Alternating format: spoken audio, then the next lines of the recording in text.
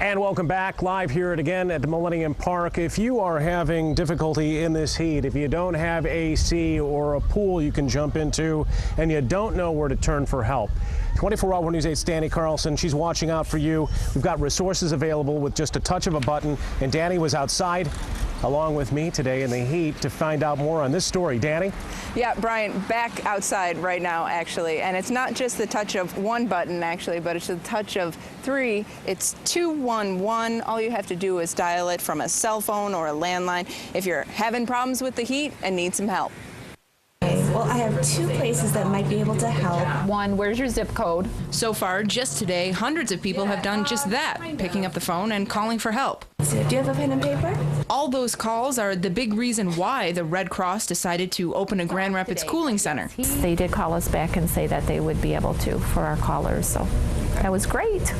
Dealing with both ends of the spectrum, we're told this call volume is more what you'd likely see during a snowstorm, not a heat wave. It's supposed to be warmer tomorrow, so I'm expecting the calls to continue and could potentially increase depending on what happens within the next day or two. How it works is you call, tell them your problem. One they hear a lot is people, often renters who have no air conditioning. Then you share your age and your zip code. You don't have to be elderly or young to feel the effects of the heat. They'll then search the services they've compiled from across the county and try to hook you up with resources close by, be they finding fans or learning about pool hours. They say they're here to help. It's happening earlier than what it typically does. And it's lasting for long periods of time, days at a time, instead of, normally we'll get like 1 or 2 90-degree days and a storm comes through and it cools it down. But to have consecutive days like this, yeah, we haven't had one of these summers in quite some time.